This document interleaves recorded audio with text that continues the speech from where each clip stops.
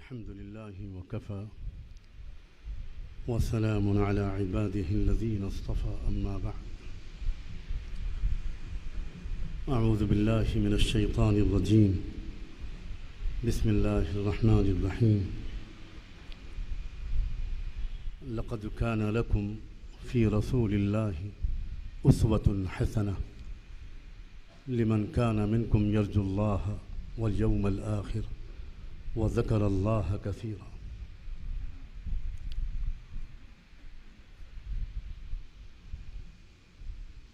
سبحان ربك رب العزة عما يصفون وسلام على المرسلين والحمد لله رب العالمين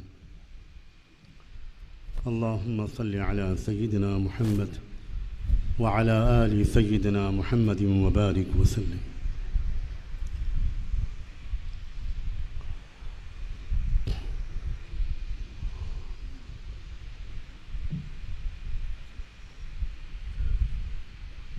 یہ شہر کولہاپور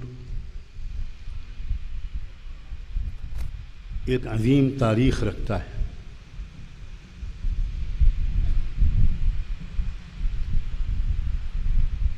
کمزوروں اور مظلوموں کو انصاف دلانے کی کوششوں کا ایک بہت اہم سلسلہ اسی شہر کولہاپور سے جڑا ہوا ہے.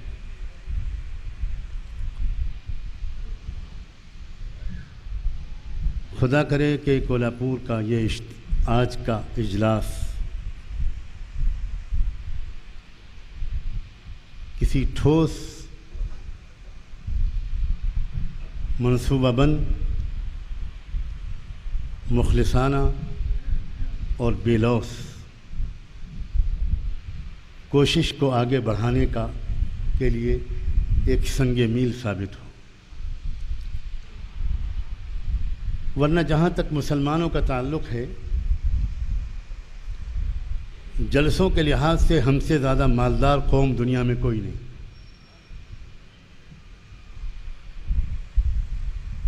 اور جلسوں کے بعد کوئی خاص کام نہ کرنا اس میں بھی شاید ہم سے کوئی آگے نہیں بڑھ سکتا.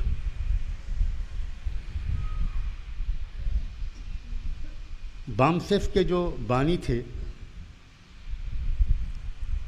اگرچہ بعد میں وہ ایک ایسے راستے پر چلے جس راستے پر چلنے کی وجہ سے خود بامسیف کے اکثر لوگوں نے یا بہت سے لوگوں نے یا کچھ سنجیدہ لوگوں نے ان کا ساتھ نہیں دیا. میرا اشارہ مسٹر کاشی رام کی طرف ہے. انہوں نے مجھ سے ایک بہت لمبی ملاقات میں جو 6 گھنٹے تک چلی تھی، آج سے تقریباً 15-20 سال پہلے کی بات ہوگی یا اس سے بھی زیادہ، ہمارے ساتھ ملک کے ایک عظیم عالم وہ بھی تھے. انہوں نے ہم دونوں سے کہا تھا کہ تقریر کرنے کی جو صلاحیت آپ لوگوں کو پاس ہے اگر ہمارے پاس ہوتی تو اب تک ہم بھارت کا نقشہ بدل چکے. لیکن آپ لوگ تقریر تو کرتے ہیں، بعد میں کوئی ٹھوس کام نہیں کرتے. اور ہمارا حال یہ ہے کہ ہم اگر گاؤں میں گرام پنچایت کی زمین پر کسی پیڑ کے نیچے 50 گاؤں والوں کو بھی لے کر بیٹھتے ہیں تو سنگٹھن بنائے بغیر آگے نہیں بڑھتے. خدا کرے ہمارا آج کا یہ اجلاس کسی ٹھوس اور ایک لمبی جد و جہد کا نقطۂ آغاز ثابت ہو.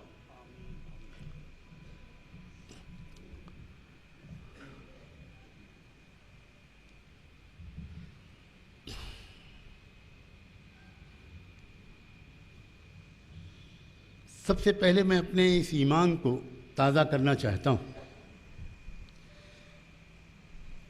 کہ ہم نے جس ہستی کو اللہ کا نبی و رسول مانا ہے، رحمت للعالمین مانا ہے، اس کو ہم نے زندگی کے تمام شعبوں میں مکمل ترین رہبر کی حیثیت سے مانا ہے۔ چنانچہ عبادت کرنے کا طریقہ بھی ہم انہی سے سیکھتے ہیں اور سیکھیں گے،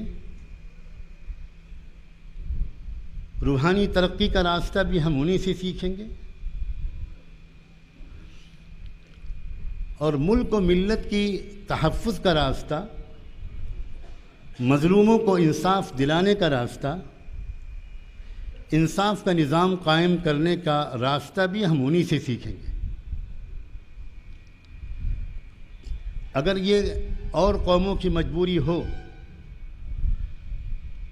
کہ وہ کسی سے روحانیت سیکھتے ہوں، کسی سے پوجا پاٹ کے طریقے سیکھتے ہوں، اور کسی اور سے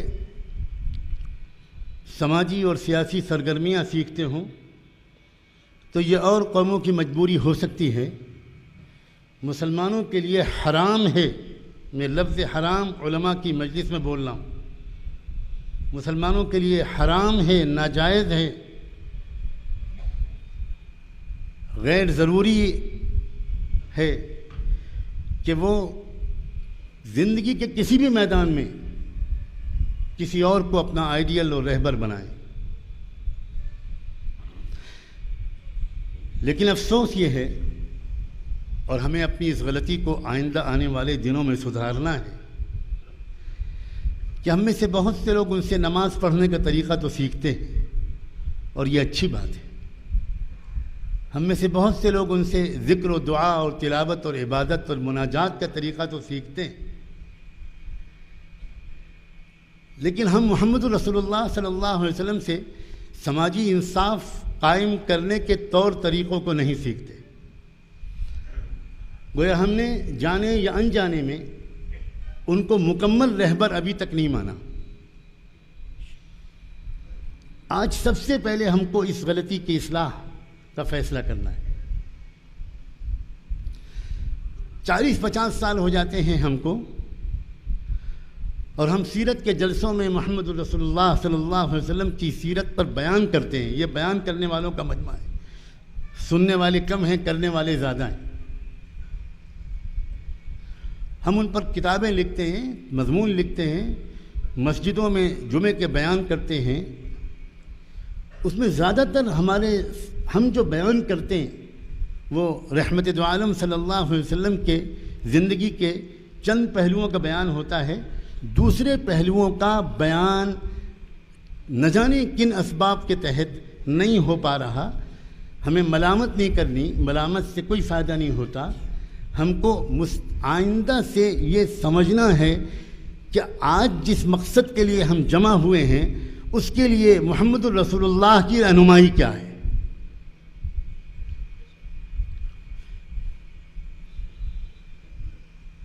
جب ہم نہیں جانتے تو دوسرے مظلوم طبقوں کے دردمند اور ایکٹیو خدمت گزاروں کو کیا پتہ کہ محمد الرسول اللہ سماجی انصاف کے لیے کیا رہنما خطوط دے کر گئے۔ انہیں کیا معلوم؟ انہیں اتنا معلوم ہے کہ مسلمانوں کے ایک پیغمبر ہیں محمد الرسول اللہ، اور چونکہ وہ اچھے لوگ ہیں تو وہ ان کا احترام کرتے ہیں۔ جب ہمیں نہیں معلوم تو دوسروں کو اگر نہیں معلوم ہے تو ہمیں ان سے شکایت کرنے کا کوئی حق نہیں۔ آج شاید پہلی مرتبہ اتنی بڑی تعداد میں مجلس العلماء کولہاپور کی دعوت پر جمع عمر و جمع ہمت علماء کی اتنی بڑی تعداد اس مقصد کے لیے جمع ہے۔ اس لیے میں یہ کوشش کروں گا پہلے کہ میں یہ بتاؤں کہ رحمت دو عالم صلی اللہ علیہ وسلم کی سیرت سے اس سلسلے میں ہم کو کیا اشارے ملتے ہیں۔ میں صرف اشارے پیش کر سکوں گا۔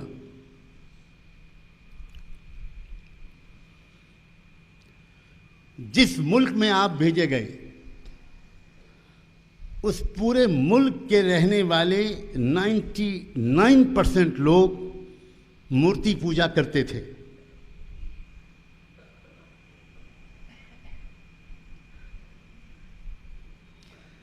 لیکن اس کے باوجود یہ زبردست سچائی تھی کہ وہ سب ایک نہیں تھے.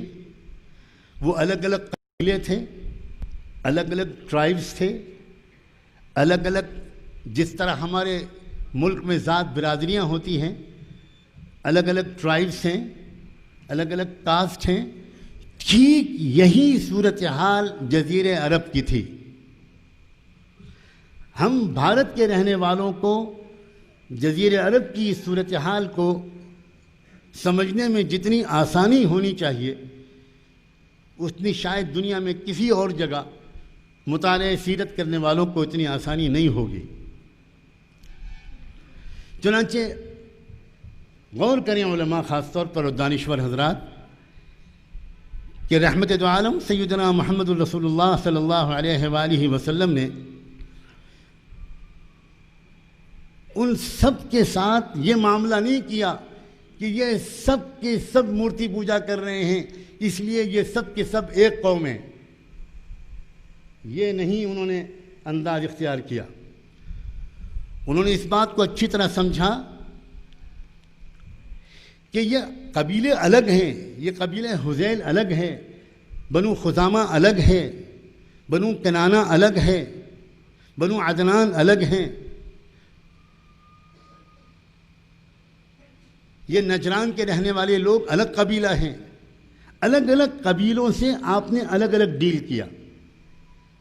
بلکہ اس سے پہلے آپ نے مکہ میں کیا کیا؟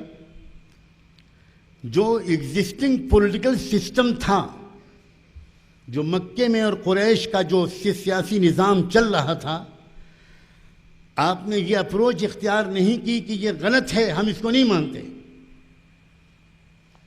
اس کے خلاف ہتھیار لے کر نہیں کھڑے ہوئے اور پہلے ہی دن سے انقلاب برپا کرنے کا نعرہ نہیں دیا. انہوں نے اس وقت کے ایگزسٹنگ پولیٹیکل سسٹم کو جو ظلم پر مبنی تھا، جو صحیح بنیادوں پر قائم نہیں تھا، جس میں عام انسانوں کی رائے کا کوئی احترام نہیں تھا، جس میں کہا جا سکتا ہے کہ جس کی لاٹھی اور اس کی بھینس یہ سسٹم چل رہا تھا، مگر آپ نے ریئلسٹک اپروچ اپناتے ہوئے، پریگمیٹک اپروچ اپناتے ہوئے، عملی رویہ اپنے اختیار کرتے ہوئے آپ نے تسلیم کیا کہ قریش جزیرے عرب کی اس وقت وہ طاقت ہے، خاص طور پر مکے کی. ان کا جو سسٹم ہے اس سسٹم کو تسلیم کرتے ہوئے اور اسی کے اندر سے مجھے انصاف کے قائم کرنے کے راستے نکالنے پڑیں گے. کاش کہ اس جملے پر آپ غور کریں. تسلیم کرنے کا یہ مطلب نہیں ہے کہ آپ نے آنکھیں بند کر لیں اس کی زیادتیوں کی طرف سے اور یہ تمنا کرنا چھوڑ دی کہ اس سسٹم میں جتنی باتیں انصاف کے خلاف ہیں وہ نکل جائیں اور جو انصاف کی کمی ہے وہ اس میں آ جائے. یہ تمنا ہی کرنا آپ نے چھوڑ دی. تسلیم کرنے کا یہ مطلب نہیں تھا. اور انصاف کی کمی کو دور کرنے کا یہ مطلب بھی نہیں تھا کہ آپ پہلے ہی دن سے ہتھیار لے کر اس کے پیچھے پڑ جاتے. یہ غلطی آپ نے نہیں کی، بلکہ آپ نے کیا کیا؟ آپ نے اسی سسٹم کے اندر رہتے ہوئے جہاں تک ممکن ہوا آپ نے انصاف کے راستوں کو تلاش کرنا شروع کیا. اسی سسٹم کا ایک حصہ یہ تھا کہ جب تک قریش کا، اور اگر اس جملے کا استعمال کرنا غلط نہ ہو اور میں کسی غلط مفہوم میں استعمال نہیں کر رہا ہوں، بالکل صحیح مفہوم میں استعمال کر رہا ہوں، پورے اطمینان کے ساتھ استعمال کر رہا ہوں کہ یہ تعبیر صحیح ہے. قریش کی حیثیت وہ تھی جو بھارت میں برہمنوں کی ہے. ریلیجس اور اکنامک اور پولیٹیکل ہولڈ برہمنوں کا جس طرح بھارت میں ہے، اسی طرح قریش کا ہولڈ تھا قریش کی گرفت تھی، سیاسی طور پر بھی، معاشی طور پر بھی اور مذہبی طور پر بھی۔ دنیا کے سب سے وشال عبادت گاہ، جس کو انہوں نے سب سے بڑی مورتی پوجا کا استھل بنایا ہوا تھا، خانہ کعبہ، اس کے وہ پروہت تھے۔ جو لوگ حج کے نام پر وہاں آتے تھے یاترا کرنے کے لیے، ان کے وہ میزبان تھے۔ انہی کو اختیار تھا کعبے کی حفاظت کا، وہی زمزم پلا سکتے تھے، وہی حج کی رسمیں ادا کر سکتے تھے، کسی اور کو اختیار نہیں تھا۔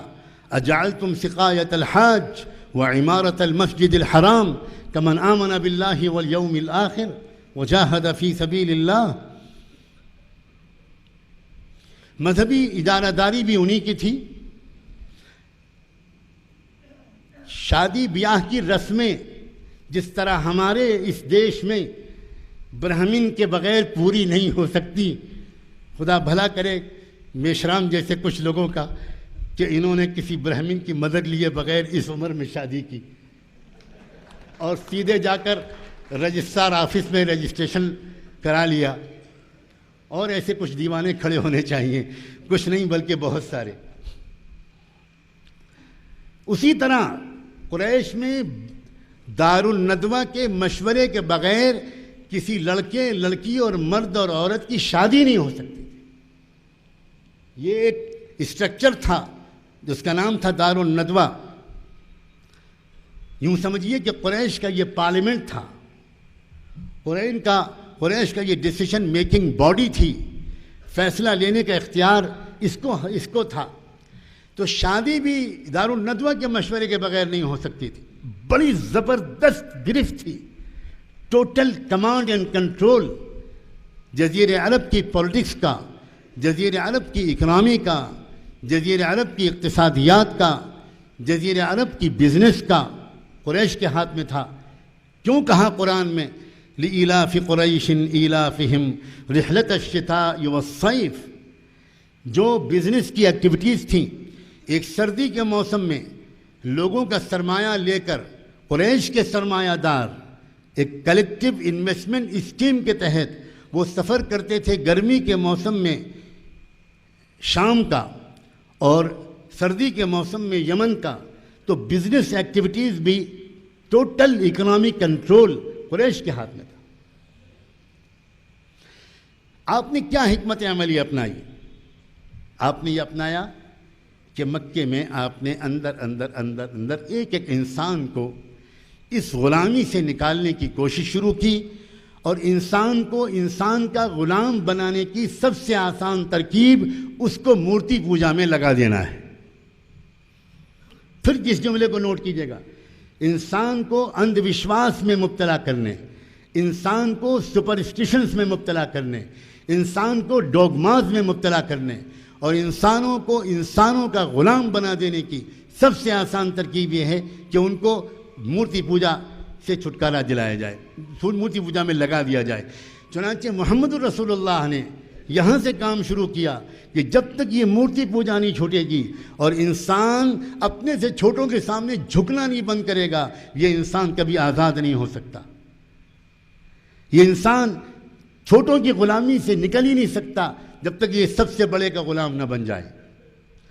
تو آپ نے انسانوں کو انصاف دلانے کی جدوجہد کا کام، انسانوں کو انصاف دلانے کی کوشش کا کام شروع کیا، یہ کہتے ہوئے کہ یا ایھا الناس قولوا لا الہ الا اللہ تفلحوا۔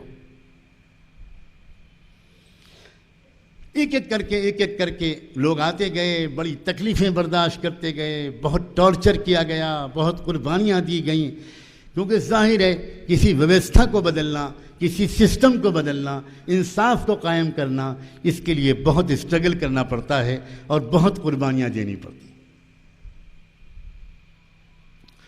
اس کے بعد ایک وقت آیا کہ مکے میں آپ کے لیے وہ انصاف کے قائم کرنے کی کوشش کرنا ناممکن ہو گیا۔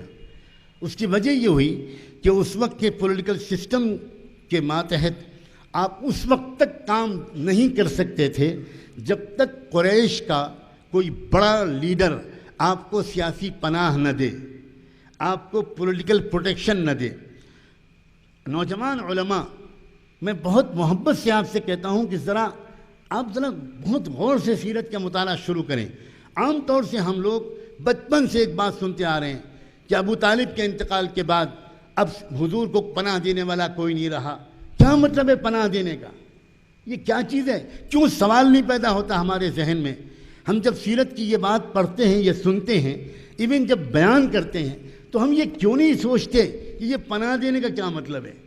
بیان کر رہے ہیں 20 سال سے، نہیں، اس طرح نہیں ہونا چاہیے۔ پناہ دینے کا مطلب ہے سیاسی نظام یہ تھا کہ جب تک آپ کو کوئی بڑا پولیٹیکل لیڈر آپ کا سیاسی حامی نہیں بنے گا، پولیٹیکلی آپ کو پروٹیکٹ نہیں کرے گا اور یہ اعلان نہیں کرے گا محمد کو میں نے پروٹیکشن دیا ہوا ہے، میں اپنی سیاسی پناہ میں لیے ہوئے ہوں، کوئی اس کو ٹچ نہیں کر سکتا، تب تک محمد الرسول اللہ مکے میں وہ کام نہیں کر سکتے تھے۔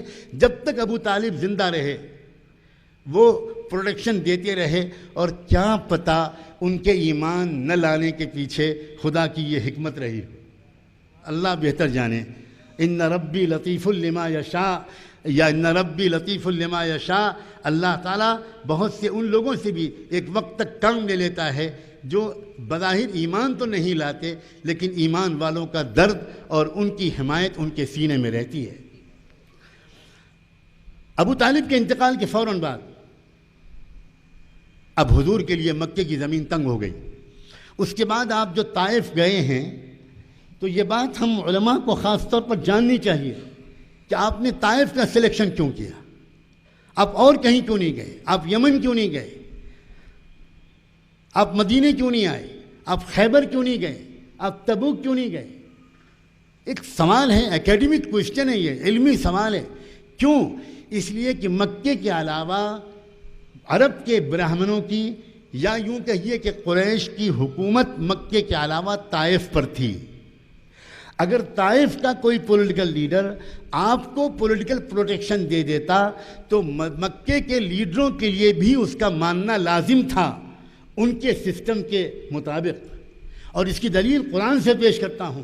قرآن کہتا ہے کہ طائف دو بڑی بستیوں میں سے ایک ہے، لولا انزل هذا القرآن على رجل من القریتین عظیم۔ القریتین، دو بستیوں کا نام لیا ہے قرآن نے۔ دو بستیاں کون تھیں؟ ایک مکہ اور ایک طائف۔ آپ طائف جو گئے تھے وہ اس لیے گئے تھے کہ آپ چاہتے تھے کہ وہاں کا کوئی لیڈر صرف اتنا اعلان کر دے کہ محمد میری پناہ میں، اسلام نہ لائے لیکن وہ محمد کو پناہ دے دے، تو پھر میں مکے میں کام جاری رکھوں گا۔ جب تک اللہ کی طرف سے مکے سے باہر جانے کی اجازت نہیں ہے میں مکہ چھوڑ نہیں سکتا۔ اور اس وقت کے حالات کے مطابق مکے میں اس ظاہری پولیٹیکل پروٹیکشن کے بغیر، اس سیاسی حمایت کے بغیر میں کام بھی نہیں کر سکتا۔ آپ طائف گئے، مگر اللہ اکبر، ہر کوشش کامیاب نہیں ہوتی۔ یہ جملہ بھی انڈر لائن کیجیے گا۔ ہمارے بڑے بڑے اکابرین کی آزادی کی لڑائی کے بعد سے اب تک جو کوششیں ناکام ہوئی ہیں، اس کا یہ مطلب نہیں ہے کہ وہ مخلص نہیں تھے، اس کا یہ مطلب نہیں ہے کہ ان کی سیاسی سوجھ بوجھ کم تھی۔ محمد الرسول اللہ کی طائف جانے والی کوشش بھی بظاہر اپنے اس مقصد میں کامیاب نہیں ہوئی جس کے لیے آپ وہاں گئے تھے، بلکہ طائف کے لیڈروں نے آپ کے ساتھ وہ سلوک کیا جو اب تک مکے میں بھی کسی نے نہیں کیا تھا۔ اس کے بعد آپ واپس آئے۔ اب واپس آنے کے بعد مکے کے دروازے پر کھڑے ہو گئے، آپ اندر داخل ہی نہیں ہو سکتے۔ سیرت میں کتاب میں آپ پڑھتے کہ آپ کھڑے ہیں، آپ اندر نہیں آ رہے۔ کیوں نہیں آپ لوگ یہ سوچتے، کیوں نہیں سوچتے کہ حضور مکے میں داخل کیوں نہیں ہو رہے؟ کیونکہ اب آپ کے لیے بڑا مسئلہ تھا، خبر پھیل چکی تھی کہ طائف میں آپ کے ساتھ یہ سلوک ہوا۔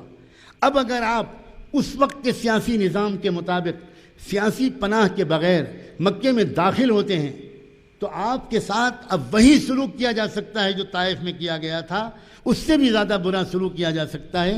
ان کے حوصلے بہت بڑھ گئے ہوں گے۔ اب آپ کھڑے ہوئے دعا کر رہے ہیں، اللہ کو راستہ نکال۔ میں کیا کروں؟ میں تو آپ کے حکم کا بندہ ہوں۔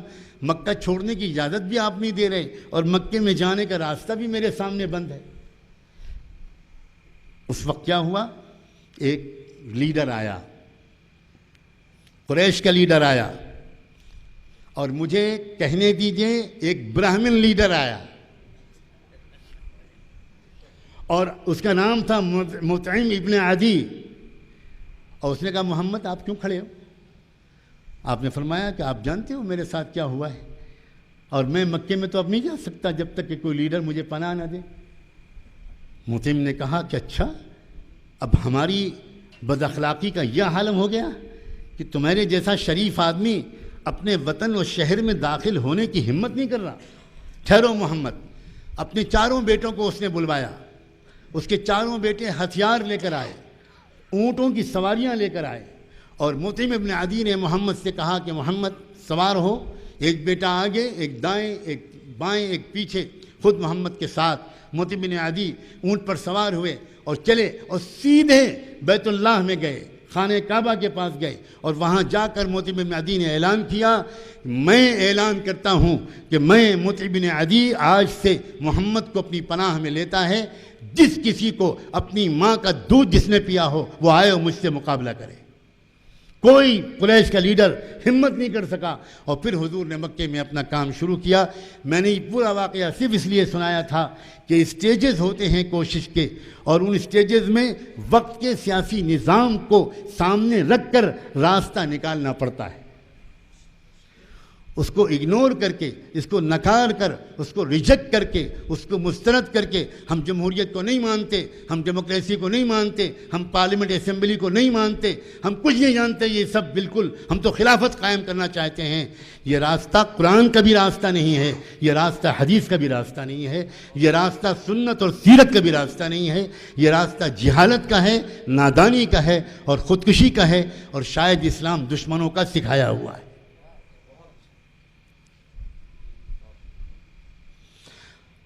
اس کے بعد آپ مدینے آتے ہیں۔ میں جلدی سے مکی زندگی کے اور جھلکیوں کو چھوڑ کر مدنی زندگی میں آتا ہوں تاکہ میں یہ سمجھا سکوں۔ آج میں اس وقت آپ سے آپ کی زبان میں بات کروں گا تاکہ آپ سمجھیں کہ یہ راستہ جس پر چلنے کی کوشش کی جا رہی ہے، یہ قرآن کا راستہ ہے، سنت اور سیرت کا راستہ ہے، دین کا اور اسلام کا راستہ ہے، اور آخرت میں اور دنیا دونوں جگہ کامیابی کا راستہ ہے۔ آپ مدینے آتے ہیں۔ مدینہ آنے کے بعد آپ سب سے پہلا کام کیا کرتے ہیں؟ آپ مدینہ آنے کے بعد سب سے پہلا کام یہ کرتے ہیں کہ جتنے الگ الگ وہاں پر ٹرائبز تھے، جتنے قبیلے تھے، ان سب کے لیڈروں کی میٹنگ بلاتے ہیں۔ دیکھیے اس پر غور کریں۔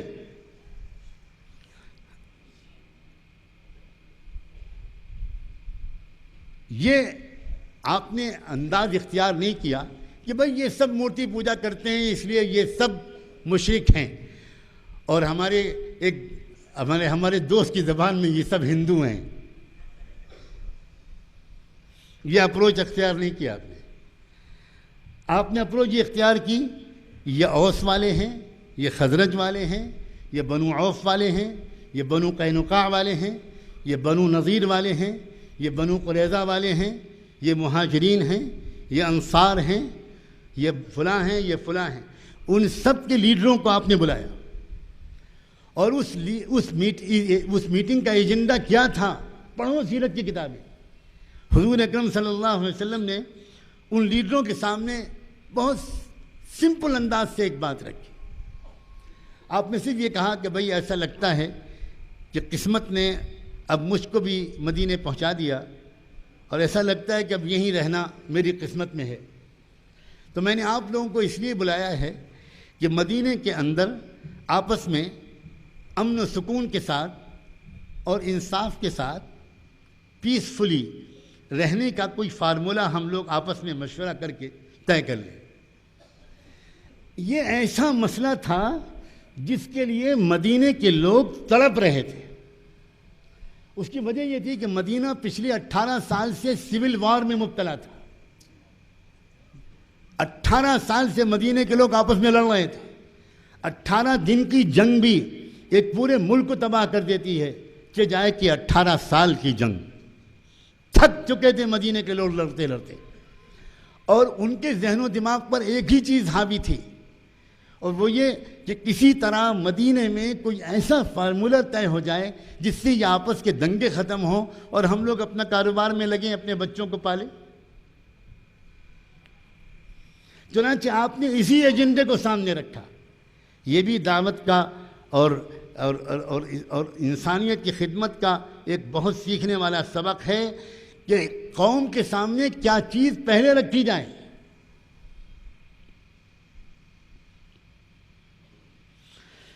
چنانچہ ان میں سے ایک لیڈر کھڑا ہوا، ایک کاسٹ کا لیڈر، ایک قبیلے کا لیڈر، ایک ٹرائب کا لیڈر کھڑا ہوا، اور اس نے کہا کہ محمد، ہم لوگ آپس میں 10 مرتبہ آپس میں پیسفل کو ایگزسٹنس کا فارمولہ طے کر چکے ہیں۔ بار بار آپس میں ہم لوگ کوئی نہ کوئی ایسی تجویز پاس کرتے ہیں کہ اب ہم اس کو مان کر آپس میں پیار محبت سے امن سے رہیں گے، لیکن تھوڑے دن کے بعد وہ فارمولہ فیل ہو جاتا ہے اور پھر لڑائی شروع ہو جاتی ہے۔ محمد، آپ باہر سے آئے ہو اور ابھی تک ہم کو کوئی خبر اس بات کی نہیں ہے کہ آپ میں کوئی کرپشن ہے، آپ میں کوئی دھبا و داغ ہے، صاف کریکٹر کے انسان ہو، اس لیے میری تو تجویز یہ ہے۔ اس لیڈر نے کہا، جو مسلمان نہیں تھا، اس لیڈر نے کہا محمد، آپ یہاں ہم سب کے بڑے بن جاؤ، ہم لوگ آپس میں جو بھی ڈسپیوٹ ہوگا وہ تمہارے پاس لے آئیں گے، آپ جو فیصلہ کر دو گے سب کی بات سن کر ہم لوگ اس فیصلے کو مان لیں گے۔ میرے حساب سے تو اور کوئی راستہ مدینے کے اندر امن قائم کرنے کا نہیں ہے۔ ایک نے کہا تو دوسرے نے سپورٹ کیا، تیسرا کھڑا ہوا، اس نے کہا کہ ہاں یہی شکل ملتی ہے اور کوئی شکل مجھے سمجھ میں نہیں آتی۔ سب لوگوں نے اس کو سپورٹ کیا۔ چنانچہ حضرت محمد نے کہا کہ بھئی اگر آپ لوگ مجھ سے یہ خدمت لینا چاہتے ہو تو میری خوش نصیبی کی بات ہے، میں یہ سیوا کرنے کے لیے تیار ہوں۔ ایسا کرتے ہیں کہ فوراً ایک عہد نامہ لکھتے، اور اس نبی نے جو اپنا نام بھی خود نہیں لکھ سکتا تھا، جو الٹریٹ تھا، جو نبی امی تھا، آپ نے ڈکٹیٹ کرنا شروع کیا، لکھنے والوں نے لکھنا شروع کیا۔ انسانی تاریخ میں پہلا پیسفل کو ایگزسٹنس کے لیے ایک تحریری معاہدہ جس میں 54 دفعات تھے، 54 آرٹیکلز پر مشتمل ایک ٹریٹی، ایک ڈاکومنٹ وہاں پر لکھا گیا جس پر سب نے دستخط کیے۔ جس وقت میشرام کہہ رہے تھے کامن منیمم پروگرام، اس وقت سجاد نعمانی کا دل میثاق مدینہ کو پڑھ رہا تھا۔ کیا سوچ رہے ہیں ہم؟ بالکل وہی سوچ رہے ہیں جو کیا محمد الرسول اللہ نے، جو رہنمائی دی قرآن نے۔ کیا تھا وہاں میثاق مدینہ میں؟ افسوس علماء، مجھے کہنے دو، معاف کرنا مجھے، آپ صرف واعظانہ قسم کے بیان کرتے ہیں۔ اپنی علم کی گہرائی کو بڑھائیے، اپنے مطالعے کو بڑھائیے، آپ پڑھیے میثاق مدینہ کو۔ اللہ بہت اجر عظیم دے ڈاکٹر حمید اللہ کو، انہوں نے جس طرح ریسرچ کر کے اس میثاق مدینہ کو جس طرح ڈاکیومنٹ کیا ہے اور جتنا زبردست اس پر ریسرچ کا کام کیا ہے، ساری امت کے علماء کی طرف سے اللہ تعالیٰ ان کو بہترین جزائے خیر عطا فرمائے۔ اب دیکھیں، مختلف لوگ ہیں، ان کے یہ سب کے سب، ابھی ایک بھی مسلمان نہیں ان میں، مہاجرین اور انصار کو چھوڑ کر الگ الگ ٹرائبز کے لوگ ہیں، الگ الگ لوگ ہیں۔ آپ سب کو ایک لڑی میں پرو رہے ہیں اور ایک متحدہ کوشش شروع کر رہے ہیں سماجی انصاف قائم کرنے کی۔ اور حد یہ ہے کہ اس میں جو لوگ ابھی اسلام نہیں لائے تھے، ابھی دوسرے دھرموں میں تھے، ان کے سامنے صحیح بات نہیں پیش آئی تھی، ابھی ان کے سامنے صحیح نالج نہیں آئی تھی، ان کے الگ الگ قسم کے عقائد تھے، ان سب کا ذکر کیا ہے آپ نے اس میثاق میں، اس معاہدے میں۔ سیرت ابن ہشام میں پورا متن موجود ہے، سیرت کی بات کی تمام کتابوں نے ٹیکسٹ نقل کیا ہے، اور انگریزی میں بھی اس پر بہت کام ہو چکا، بڑا زبردست ریسرچ ہو چکا۔ اس میں آپ نے ان تمام قوموں کا نام لیا ہے۔ میں اپنے عزیز دوست میشرام جی سے کہوں گا کہ اس بات کو دھیان سے سنیں۔ انہوں نے اس میں ان تمام نان مسلم سماجی اکائیوں کا نام لے کر آخر میں لکھا ہے نحن امت واحدہ۔ اللہ اکبر! ایک طالب علم حیران رہ جاتا ہے کہ آپ ان سب کو ساتھ لے کر لکھ رہے ہیں آخر میں نحن امت واحدہ، ہم سب ایک امت ہیں، ہم ایک ماں باپ کی اولاد ہیں، ہم ایک خدا کی مخلوق ہیں۔ اور آپ نے اس وحدت کے پیغام کے ذریعے مدینہ منورہ میں اپنا کام شروع کیا۔ پہلا کام جو آپ نے مدینہ میں کیا تھا وہ سماجی ایکتا کے قائم کرنے کا کام کیا تھا۔ سماجی انصاف کے قائم کرنے کی طرف قدم اٹھانے سے پہلے آپ نے سماجی ایکتا قائم کی، تاکہ ایکتا کے ذریعے سے انصاف قائم کیا جا سکتا ہے۔ الگ الگ اکائیاں ایک دوسرے سے دور رہ کر سماجی انصاف قائم نہیں کر سکتی۔ پھر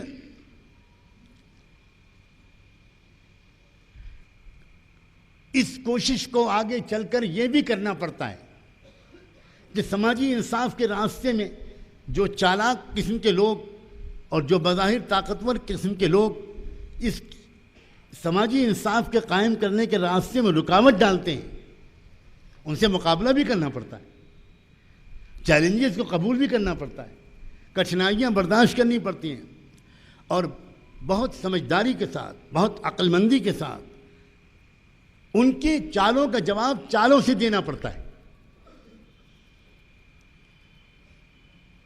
اب یہ بات بھی نوٹ کرنے کی ہے کہ یہ جو لوک تانترک ویوستھا ہے، ڈیموکریٹک سسٹم ہے، جمہوری نظام ہے، پارلیمنٹرین ڈیموکریٹک سسٹم جو ہے، پارلیمنٹری ڈیموکریٹک سسٹم جو ہے، یہ جو اس وقت کی پولیٹکس ہے، یہ چالوں سے چلتی ہے، جیسے شطرنج کی چالیں ہوتی ہیں۔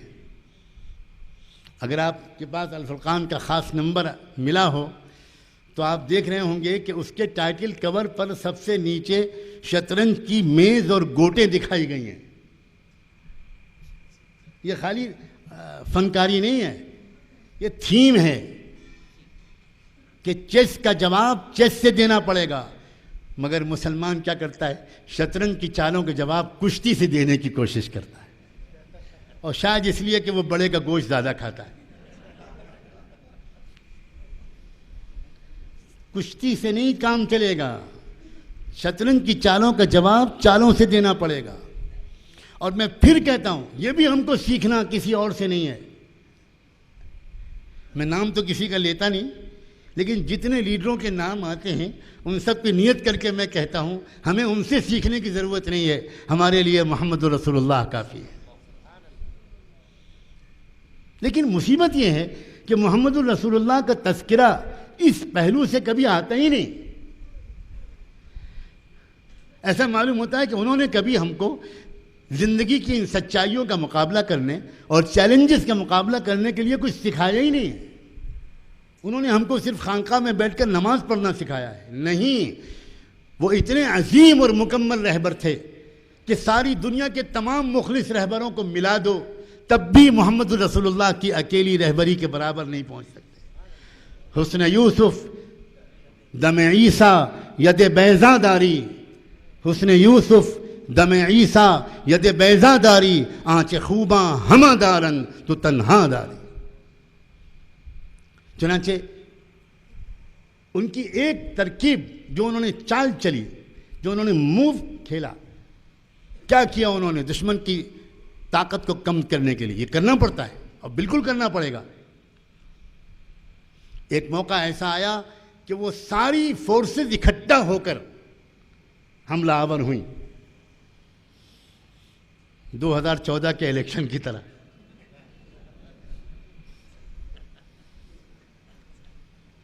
غزوہ خندق جو تھا وہ آخری حملہ تھا، اس کے بعد برہمن حملہ نہیں کر پائے، پھر وہ ڈیفینسو پوزیشن میں آ گئے۔ گھبرانے کی بات نہیں ہے، ہو سکتا ہے کہ جو کچھ ہوا ہو یہ ہمارے لیے بہت بہتر ہو۔ عسیٰ ان تکرہوا شیئا وہو خیر لکم وعسیٰ ان تحبوا شیئا وہو شر لکم واللہ یعلم وانتم لا تعلمون۔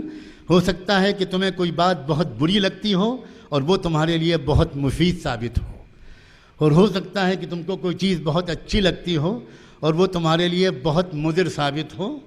تو اللہ جانتا ہے اور تم نہیں جانتے۔ میرا خیال تو یہ ہے کہ اگر مئی میں 16 مئی کو الیکشن کے وہ نتیجے نہ آتے تو ہم اور آپ آج یہاں نہ بیٹھے ہوتے۔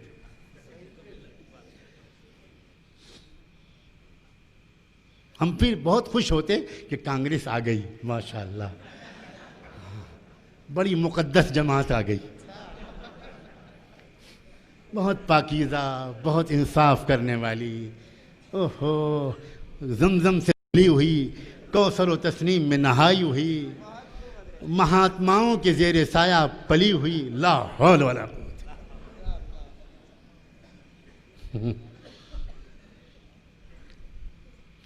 اور اگر 5 سال کے اندر کچھ کام ہو گیا تو ٹھیک ہے، ورنہ اور 10 سال 15 سال۔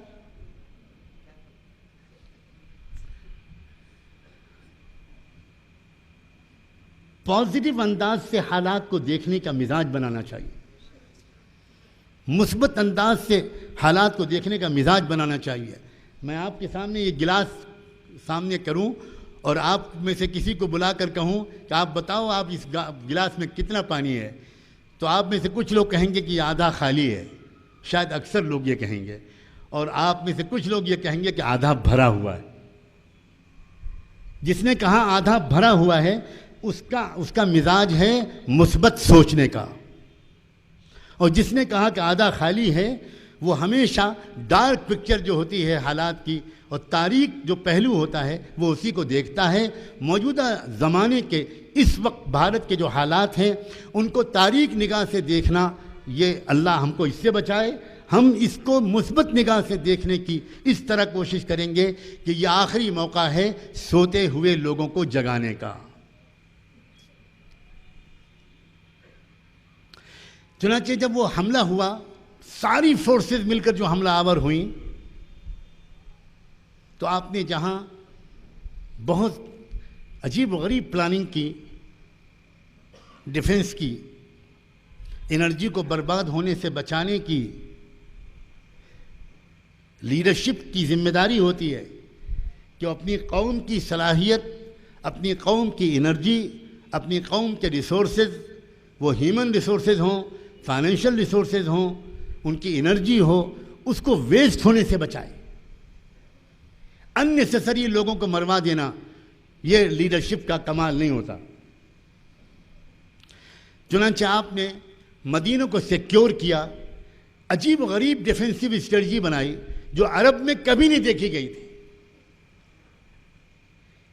ایران کا آپ کا ایک جانثار ساتھی تھا، اس نے کہا کہ جب اتنا بڑا دشمن ہم پر حملہ آور ہوا کرتا ہے ایران میں، تو ہم لوگ وہاں جو بیٹل اسٹریٹجی بناتے ہیں، وار اسٹریٹجی بناتے ہیں، ڈیفنس کی اسٹریٹجی بناتے ہیں، وہاں یہ بناتے ہیں کہ باہر نکل کر ہم میدان میں جنگ نہیں کرتے، بہت بڑی بڑی خندقیں، ٹرینچز کھود دیتے ہیں کہ فوج اندر آ ہی نہ پائے۔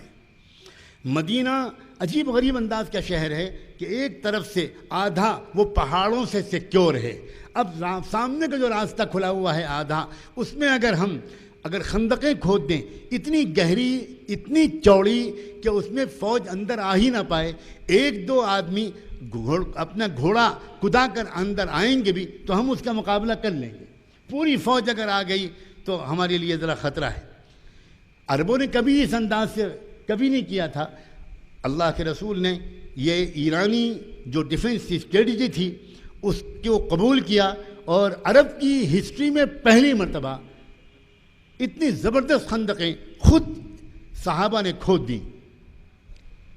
اب وہ جب آرمی آئی تو وہ تو حیران لگی کہ یہ کیا کریں، اب تو ہم اندر جا ہی نہیں سکتے، حملہ کر ہی نہیں سکتے۔ اس کے ساتھ ساتھ ایک اور ترکیب کی اللہ کے رسول نے۔ میں اس لیے یہ باتیں بیان کر رہا ہوں تاکہ اگلی ملاقاتوں میں جو آپ کو سبق پڑھائے جائیں وہ ہضم ہو جائیں، ورنہ ڈر یہ ہے کہ کہیں بہت سے لوگ یہ سوچنے لگیں کہ کہیں ہم اپنے اکابر کے راستے سے ہٹ تو نہیں رہے۔ اس لیے میں یہ بات کہہ رہا ہوں کہ آپ سمجھیں کیا اسٹریٹجی بنائی حضور نے۔ اکیلے حضور بیٹھے ہوئے تھے، سوچ میں کھوئے ہوئے،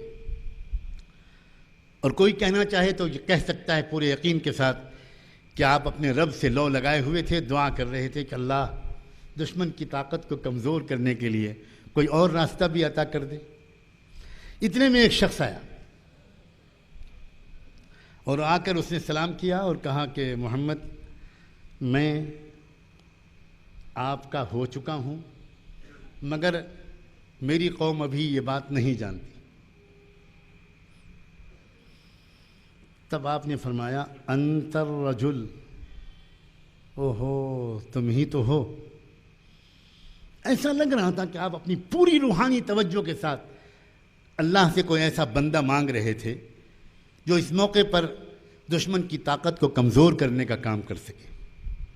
چنانچہ آپ نے اس سے کہا یہ بتاؤ کہ تم فلاں اور فلاں یہ لوگ جب سب اکٹھا ہو گئے ہیں ان کے درمیان تھوڑے الگ الگ ان کو کر سکتے ہو؟ ان کا ہاں میں کر سکتا ہوں، میرے دونوں سے بہت اچھے تعلقات ہیں۔ فرمایا جاؤ۔ اب وہ گئے، چند قدم چلے، پھر واپس آئے۔ واپس آ کے پوچھا حضور ایک بات پوچھنا چاہتا ہوں، اس کام کے کرنے کے لیے مجھے تھوڑا سا جھوٹ بھی بولنا پڑے گا؟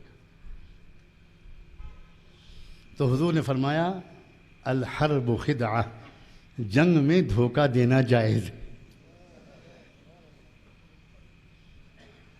مفتیان کرام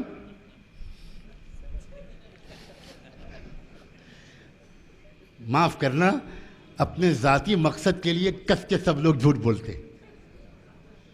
جو بالکل حرام ہے، اور سماج کے انصاف کو قائم کرنے کے لیے اور ظلم کے خاتمے کے لیے ترکیبیں چلنی پڑتی ہیں۔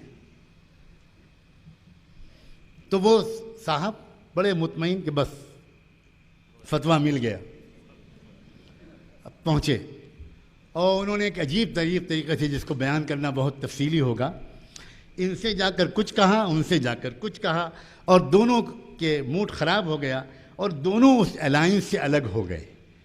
وہ جو اتحاد بنا تھا، وہ جو ایک الائنس بنا تھا، وہ کمزور پڑ گیا۔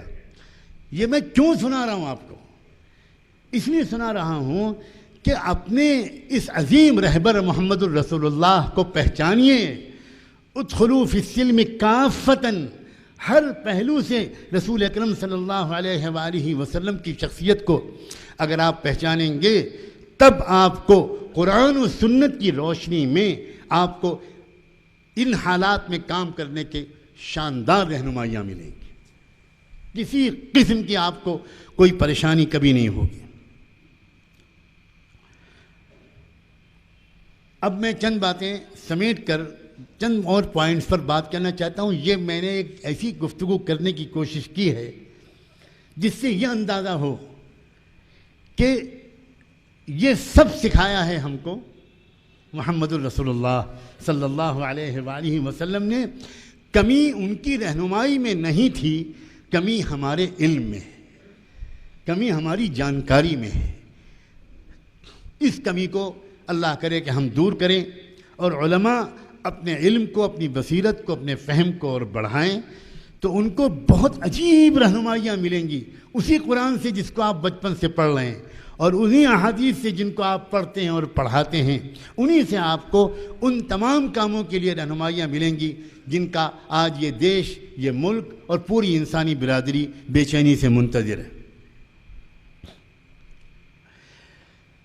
ایک بات میں اکثر صاف کہنے کی کوشش کرتا ہوں، آج پھر اس کی ضرورت محسوس کرتا ہوں۔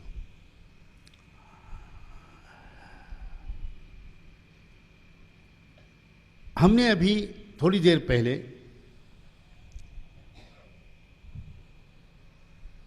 مامن میشرام صاحب کی تقریر میں کئی بار ایک بات صاف لفظوں میں سنی۔ انہوں نے چیختی چلاتی آواز میں کہا کہ S C, S T, O B C یہ لوگ ہندو نہیں ہیں، اور یہ یہاں صرف نہیں کہا، یہ ہر جگہ یہ بندہ خدا یہ بات کہہ رہا ہے۔ مجھے اس سلسلے میں دو بات کہنی۔ ایک بات تو یہ کہ ان جملوں کو سن کر ایک امید دل میں آتی ہے، ایک خیال دل میں آتا ہے۔ ابھی کچھ دنوں پہلے آر ایس ایس کے سرسنچالک نے کہا تھا کہ اس ملک کا رہنے والا ہر شخص ہندو ہے۔ ہمارے لکھنؤ میں کہا تھا، ہمارے اور آپ کے دونوں کے لکھنؤ میں کہا تھا۔ آپ کا بھی ہیڈ کوارٹر لکھنؤ ہے۔ سبحان اللہ. کئی جرنلسٹوں نے مجھ سے بات کی کہ آپ اس کا کیا جواب دیں گے. میں نے کہا بھائی ہم مسلمانوں کو ہندو تسلیم کرانے سے پہلے ہم مسٹر موہن کیا نام ہے ان کا بھاگوت صاحب سے یہ درخواست کرتے ہیں کہ بابا امبیڈکر اور ان کے فالوورز کو پہلے ہندو تسلیم کروائے. پہلے ان کو تسلیم کرانے کا ہم ہندو ہیں.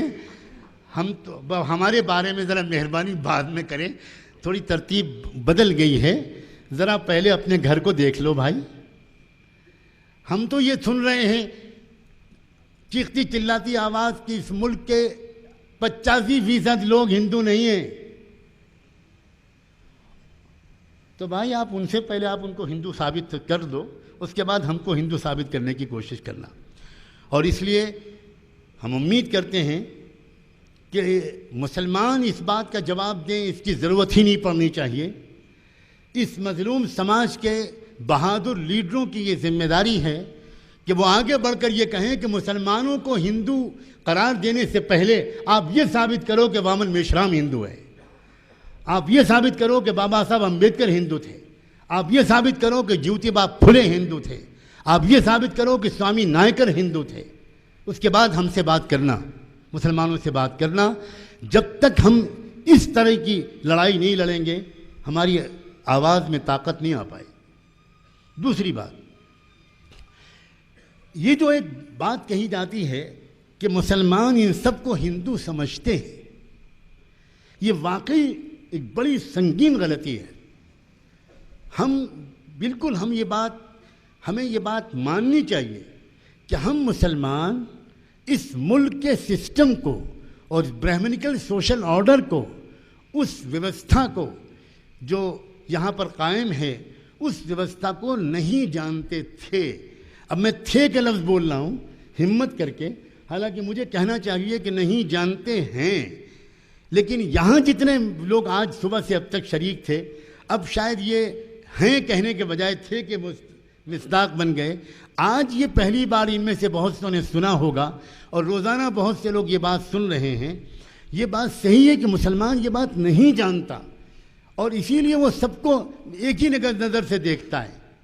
تو اس میں صرف مسلمانوں کا قصور نہیں ہے, یہ بہت اہم بات ہے. چونکہ وہ ہمارے 85% 80% بھائی اور بہن, ان کو بھی یہی سمجھایا گیا ہے کہ تم بھی ہندو ہو, اور تم کو ہندو رکھنے کے لیے نہ جانے کتنے تیوہار, صبح ایک تیوہار, دوپہر میں ایک تیوہار, شام کو ایک تیوہار, تاکہ اچھی انکم ہو پنڈتوں کی, اور طرح طرح کے بندھن اور طرح طرح کی ریت رواج, اور پھر فساد اور لڑائی اور جھگڑا, یہ سب کرا کر اگر جب تک وہ خود نہیں اس بات کو سمجھیں گے کہ ہم ہندو نہیں ہیں, تب تک مسلمان بھی اس غلط فہمی سے نکل پائیں گے. اس کی امید کم سے کم مجھ کو نہیں ہے. انہیں پہلے یہ بات اچھی طرح جاننی ہوگی, اور انہیں یہ بات کھلم کھلا کہنی ہوگی کہ بھائی ہم ہندو نہیں ہیں, ہم کو اندھ وشواس میں پھنسایا گیا تھا, ہم غلط فہمی میں مبتلا تھے, اس لیے ہم یہ باتیں کہتے رہے. اب ہم کو معلوم ہو گیا کہ ہم کیا ہیں اور کیا نہیں ہیں. جب تک ادھر سے یہ آواز نہیں لگے گی تب تک صرف مسلمان اس غلط فہمی سے پہلے نکل آئے, یہ امید کم سے کم مجھ کو نہیں ہے. کام دونوں طرف ہونا چاہیے, اور کام دونوں طرف ہو بھی رہا ہے. اس لیے امید بڑھتی ہے کہ آنے والے دنوں میں دونوں سماجوں کے لوگ ان غلط فہمیوں سے نکلیں گے. تیسری بات, ہمارے سامنے جو نشانہ ہونا چاہیے, وہ نشانہ بدلے لینے کا بالکل نہیں ہونا چاہیے, انتقام لینے کا بالکل نہیں ہونا چاہیے, کسی سے کچھ چھین کر اس پر قابض ہو جانے کا نشانہ نہیں ہونا چاہیے. ہمارے سامنے تو وہی مقصد ہونا چاہیے جو محمد الرسول اللہ کا تھا.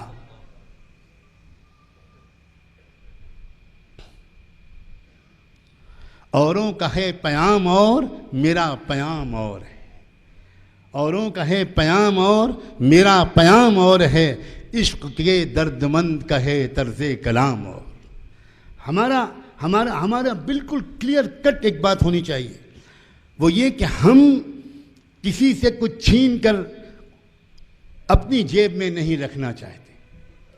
ہم نبیوں کے ماننے والے ہیں، ہمارے سامنے بالکل یہ مقصد ہونا چاہیے کہ انصاف کا نظام قائم ہو، تمہارے ہی ذریعے سے ہو، یہ سب سے اچھی بات ہے، ہمیں کوئی اعتراض نہیں ہے۔ ہم کرسی پر قابض ہونا نہیں چاہتے، ہم صرف اتنا چاہتے ہیں کہ اس دیش میں انصاف سب کے ساتھ ہو، دنیا میں سب کے ساتھ انصاف ہو، اور ایک ایک غریب کو اس کا حق ملے۔ غریب غربت کی وجہ سے، کمزوری کی وجہ سے، ایک کم پڑھا لکھا کم پڑھے لکھے ہونے کی وجہ سے وہ اپنے بنیادی حقوق سے محروم نہ ہو۔ ہمارے سامنے بہت کلیئر کٹ یہ بات ہونی چاہیے۔ ہم بدلے اور انتقام اور نفرت کے جذبات کے ساتھ کبھی بھی کام کرنے والے لوگ نہیں بنیں گے۔ ہم جو کام ہمیں کرنا ہے وہ کرنا ہے خیر خواہی کے جذبات کے ساتھ۔ اس میں بہادری شامل ہوگی، اس میں حق گوئی شامل ہوگی، اس میں بے باکی شامل ہوگی، اس میں جرت شامل ہوگی، لیکن وہ بے باکی، وہ حق گوئی، وہ جرت، وہ کبھی بھی ناانصافی، ظلم اور زیادتی کے حد تک نہیں پہنچنے دی جائے گی۔ بہادری اور دہشت گردی ان دونوں کی سرحدیں ملتی جلتی ہیں۔ بہادری کے دھوکے میں لوگ دہشت گرد بن جاتے ہیں، اور محبت اور خیر خواہی ان کی سرحدیں بزدلی سے ملتی جلتی ہیں، اور محبت اور خیر خواہی کے دھوکے میں بہت سے لوگ بزدل بھی بن سکتے ہیں۔ نہ ہم کو بزدل بننا ہے اور نہ ہم کو دہشت گرد بننا ہے، ہم کو اس درمیان کے راستے پر چلنا ہے جو پل صراط سے زیادہ باریک ہے، اور وہ راستہ چل کر دکھایا تھا محمد الرسول اللہ اور ان کے 1.25 لاکھ شاگردوں نے۔ کوئی الزام نہیں لگا سکتا ان پر کہ انہوں نے کسی ظلم کا بدلہ ظلم سے دیا۔ وہ ظالم کو ظلم سے روکنے کی کوشش کرتے تھے، اور اگر ظالم ظلم سے رک جاتا تھا تو پھر وہ ظالم کو گلے لگا لینے کے تیار ہو جاتے تھے۔ وہ ایک سیکنڈ کے لیے بھی پچھلے دور کے ظلموں کی وجہ سے اس کو قیادت یا خدمت کے حق سے محروم نہیں کرتے تھے۔ صلاحیتیں الگ الگ ہیں، بہت سی قوموں اور بہت سے خاندانوں میں خدا نے الگ الگ صلاحیتیں رکھی ہیں۔ محمد رسول اللہ کا کمال تھا کہ انہوں نے سچائی اور انصاف کے اصولوں کو قائم کرنے والے سب لوگوں کی صلاحیتوں کو استعمال کر لیا۔ یہاں تک کہ جو شوشش سماج تھا اس میں جو صلاحیت والے لوگ تھے، وہ چاہے بلال ہوں اور چاہے عنیزہ ہوں اور چاہے لبینہ ہوں اور چاہے سمیہ ہوں، ان کی صلاحیتوں کو بھی استعمال کر لیا۔ اور وہ جو اونچی ذات کے لوگ مانے جاتے تھے اور وہ جو پروہت سماج کے لوگ تھے، ان میں جو باصلاحیت لوگ تھے، ان کی صلاحیتوں کو بھی استعمال کر لیا۔ وہ چاہے ابو بکر ہوں، چاہے عمر ہوں، چاہے عثمان ہوں، چاہے علی ہوں۔ ہم مسلمانوں کو، ہم علم دین کے طالب علموں کو اس خاص راستے پر چلنے کی تربیت لینی ہے، اس کو سیکھنا اور سمجھنا ہے۔ یہ بہت اہم بات ہے جو میں نے مختصر لفظوں میں کہی ہے۔ اگر یہ قافلہ، اگر اللہ کرے کہ آج کوئی قافلہ بنے، آج کوئی کام کا ٹھوس آغاز ہو، اور میں سچی بات یہ ہے اس بات کی قدر کی نگاہ سے دیکھتا ہوں کہ جس طرح انتھک کوشش اس وقت ہمارے کچھ دوست اس بات کی کر رہے ہیں، اور یہاں تک وہ بار بار کہہ رہے ہیں کہ آپ ہماری ہر وچار سے سہمت ہوں، یہ ضروری نہیں ہے، آپ ہماری ہر بات سے متفق ہوں، یہ ضروری نہیں ہے۔ آج بھی یہ بات انہوں نے صاف صاف کہی، اور آج بھی انہوں نے کہا کہ کیا یہ نہیں ہو سکتا کہ کچھ ایسی چیزوں پر ہم لوگ ایک مشترک جد و جہد کریں جن چیزوں پر ہم کو آپس میں اتفاق ہو اور ہم آپس میں سہمت ہوں۔ یہی طریقہ ہے صحیح طور پر کام کرنے کا۔ اس لیے بالکل ضروری نہیں ہے کہ کسی کی ہر بات سے ہم متفق ہوں، نہ اس کا کسی کی طرف سے مطالبہ ہے، نہ اس کی کوئی تائید کی جا سکتی ہے۔ ہمیں ایک بہت بصیرت مندانہ، بہت جرأت مندانہ رہبری اور قیادت کی ضرورت ہے جس کی نظر ان تمام پہلوؤں پر ہو۔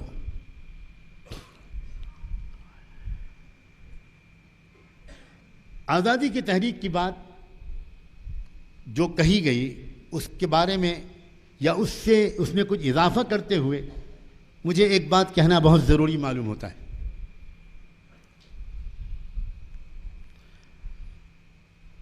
اس ملک میں کچھ لوگ تھے جو بھارت کے برہمن واد سے لڑ رہے تھے، جن کا تذکرہ آپ نے صبح سنا۔ وہ چاہے سوامی نائکر ہوں، جنہوں نے استعفیٰ دیا تھا، ریزائن کیا تھا، وہ چاہے جیوتیبا پھولے ہوں، وہ چاہے آپ کے کولہاپور کے شاہو جی مہاراج ہوں، اور چاہے وہ بابا صاحب ڈاکٹر امبیڈکر ہوں، ایک سوال یہ پیدا ہوتا ہے کہ پھر انڈین مسلمانوں کی لیڈرشپ کیوں اس مشن میں اس وقت ساتھ نہیں ہوئی؟ یہ بہت ملین ڈالر کوشچن ہے۔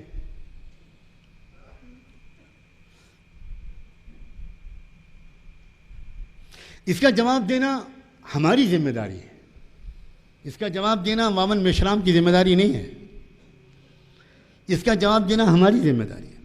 اور میں نے اس سے پہلے ایک بہت بڑے اجلاس میں یہ جواب دیا تھا کہ بھارت کے مسلمان انٹرنیشنل برہمنواد سے لڑنے میں مصروف تھے۔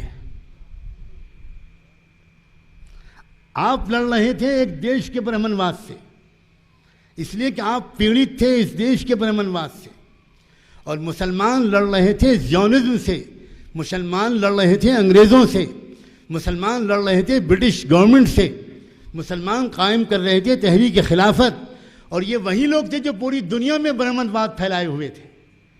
تو بہت بڑے انٹرنیشنل اسٹیج پر پوری دنیا کے مسلمان اور بھارت کے مسلمان ان کی قیادت کر رہے تھے۔ تحریک خلافت عالمی برہمنواد کے خلاف چلنے والی سب سے طاقتور تحریک کا نام تھا، اور یہ تحریک خلافت بھارت میں چلی، بھارت میں قائم ہوئی تھی۔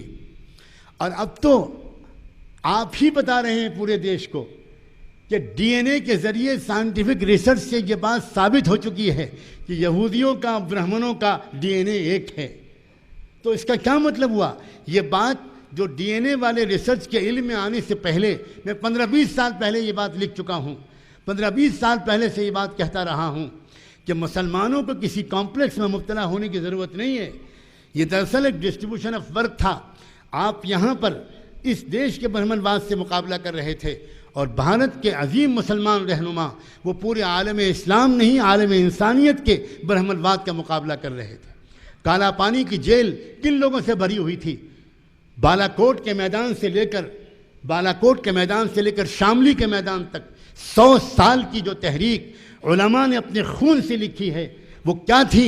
وہ عالمی برہمنواد کے خلاف ان کی زبردست جدوجہد کا نتیجہ تھی۔ ہمیں سمجھنا چاہیے، جہاں بھی ایک زبردست چال چلی گئی، اور ہمیں ماننا چاہیے کہ ہم مسلمان اس چال کو سمجھ نہ سکے۔ تحریک خلافت شروع کی علماء نے، تحریک خلافت شروع کی مولانا عبدالباری فرنگی محلی نے، تحریک خلافت شروع کی شیخ الہند حضرت مولانا محمود حسن دیوبندی نے، تحریک خلافت شروع کی مولانا محمد علی اور شوکت علی نے، محمد علی جوہر نے۔ اور اس ملک میں تحریک خلافت نے ایک عجیب آگ لگا دی تھی۔ افسوس کیا ہے، ہم ڈاکٹر امبیڈکر اور جیوتیبا پھولے اور سوامی نائکر کی تحریکوں اور عظیم خدمتوں سے ہم مسلمان واقف نہیں ہیں، اور تحریک خلافت کے عظیم قائدین کی قربانیوں سے یہ لوگ واقف نہیں ہیں۔ اس کی وجہ یہ ہے کہ تحریک خلافت کے بارے میں جو کچھ بھی لکھا گیا وہ صرف اردو میں لکھا گیا، وہ لکھا ہی نہیں گیا انگلش میں اور ہندی میں، تاکہ یہ لوگ پڑھ سکیں۔ اور آج کے اس اجلاس میں خدا کرے میں یہ تجویز پیش کرتا ہوں، یہ جو آج ہسٹری کا ایک back ground, historical back ground آپ کو سننے کو ملا،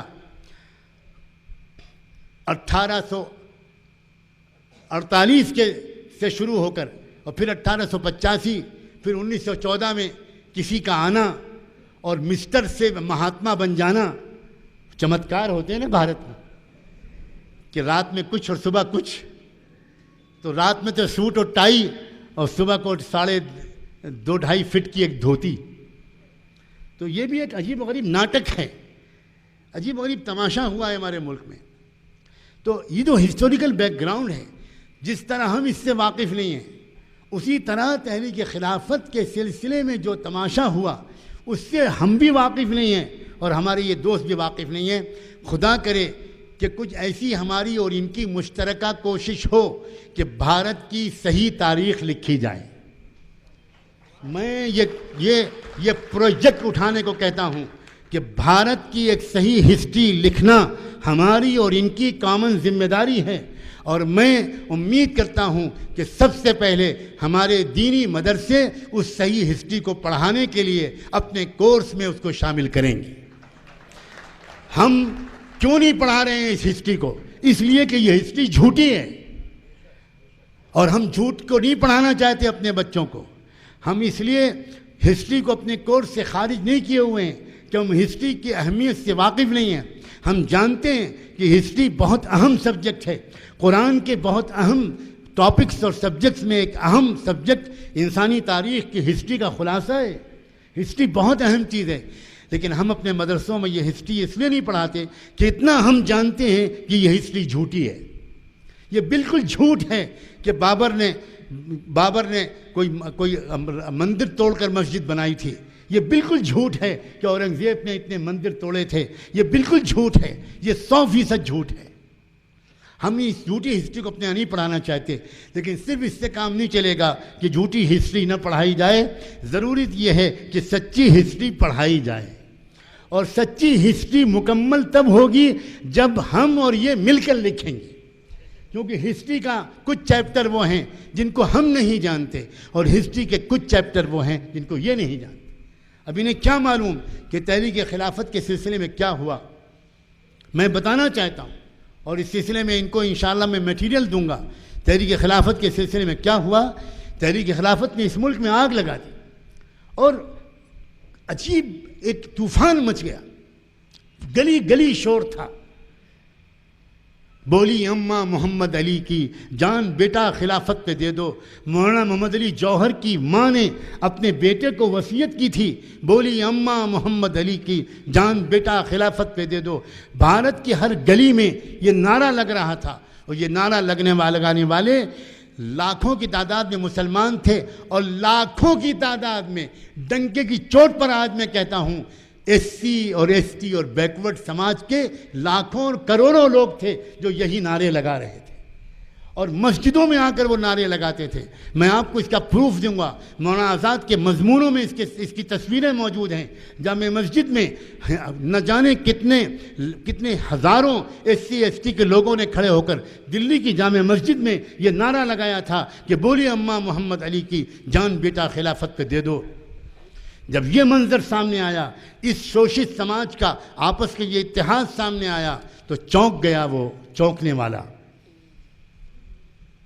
اس نے کہا کہ اگر یہ لوگ آپس میں اس طرح شیر و شکر ہو گئے تو ہمارا ہزاروں سال کا جو ویستہ ہے وہ ٹوٹ جائے گا، اور پھر اس کے بعد پھر کیا ہوگا؟ یہ چمن معمور ہوگا نغمے توحید سے۔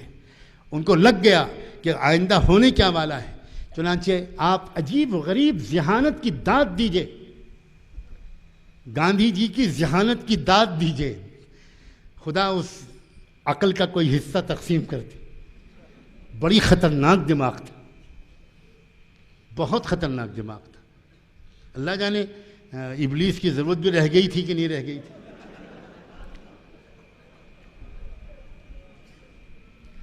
جانتے ہیں انہوں نے کیا کیا؟ انہوں نے تحریک خلافت کی مخالفت نہیں کرنی شروع کی،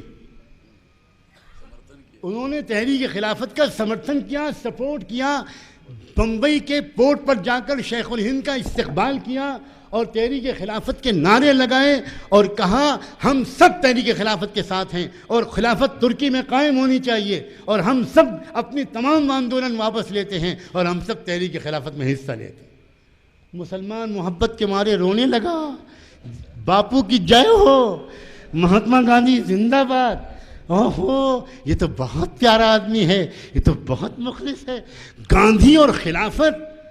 لوگ حیران رہ گئے، اور آپ کو حیرت ہوگی، قرآن کی آیتیں پڑھتے تھے گاندھی جی۔ سوامی شدانند نے جامع مسجد کے ممبر پر کھڑے ہو کر خلافت کی تقریریں کی، سورہ نور کی آیتیں پڑھتے تھے وہ لوگ۔ وعد اللہ الذین آمنوا منکم وعملوا الصالحات لیستخلفنہم فی الارض۔ مسلمان کو قرآن کی آیتیں یاد نہیں تھیں، اور گاندھی اور ان کے چیلوں کو پورا قرآن بھی اگر یاد کرنا پڑتا تو اس کے لیے وہ تیار تھے۔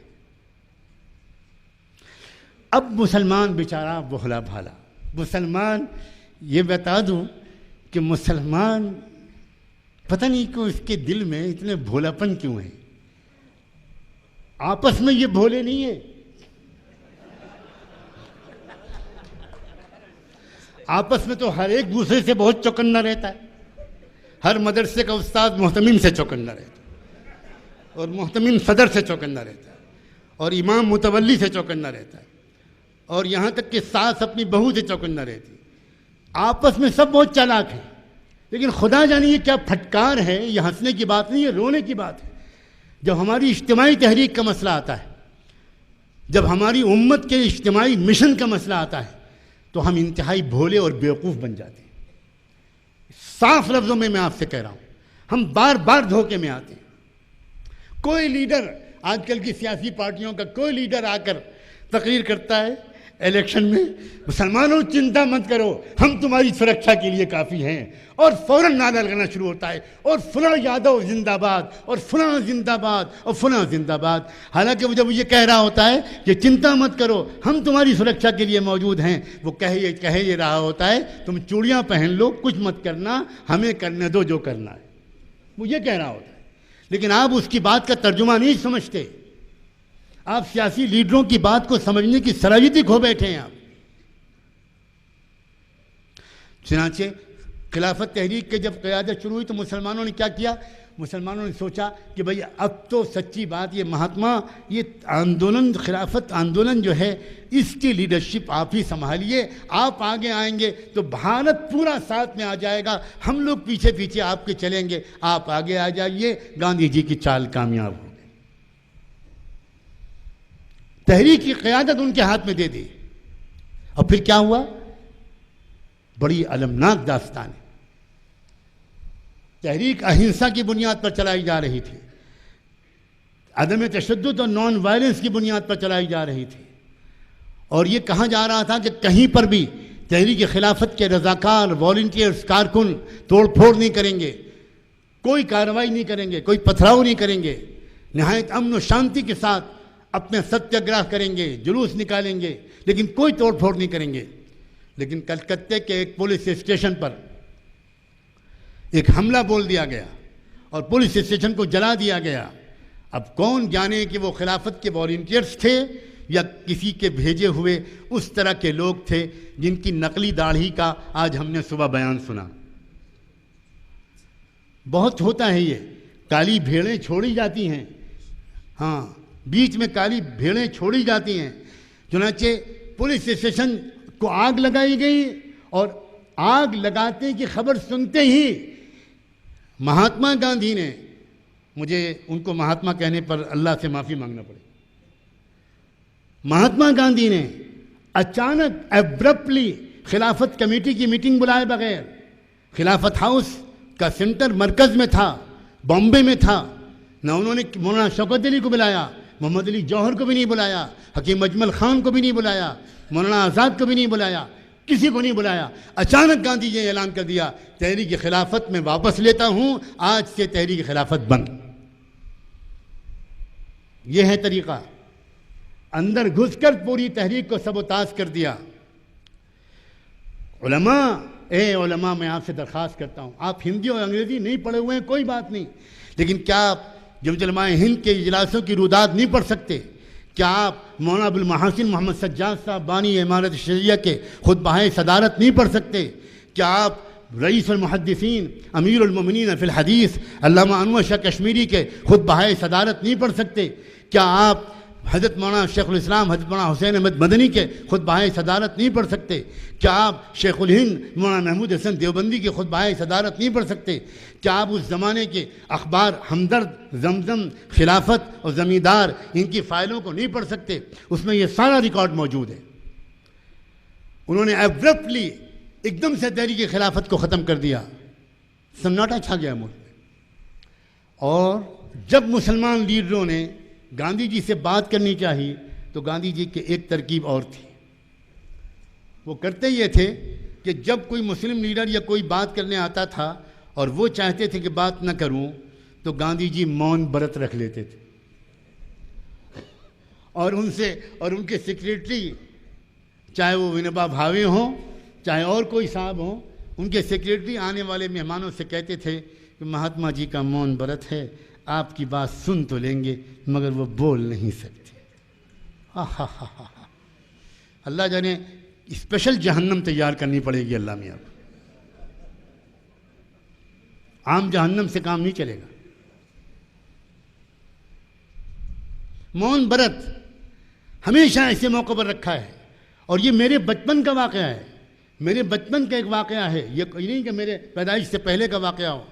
جب جمشید پور راول کیلا کے فسادات ہوئے آزادی کے بعد پہلی مرتبہ بہت بڑے پیمانے پر 1960s میں، پہلے 56 میں ایک دور چلا اور اس کے بعد 60s میں ایک دور چلا، اور اس وقت بے چین ہو گئے میرے والد ماجد اور حضرت مولانا سید ابوالحسن علی ندوی، اور یہ دو لوگ بے چین ہو کر اور یہ نکلے کہ بھئی کیا کریں، یہ کیا ہو رہا ہے، مسلمانوں کو گاجر مولی کی طرح کاٹا جا رہا ہے اور کانگریس کی حکومت میں کاٹا جا رہا ہے، اور کانگریس کے تمام لیڈر بڑے بڑے مہاتما اور گرو سب چپ سادے بیٹھے ہیں، ہمیں جانا چاہیے، ان سے بات کرنی چاہیے۔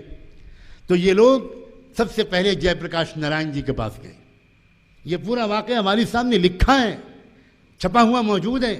جے پرکاش نارائن کے پاس گئے اور جے پرکاش نارائن سے ان دونوں بزرگوں نے کہا کہ آپ تو گاندھی جی کے قریبی ساتھیوں میں ہیں اور یہ کیا ہو رہا ہے ہمارے ملک میں، آپ لوگ چپ سادے بیٹھے ہیں۔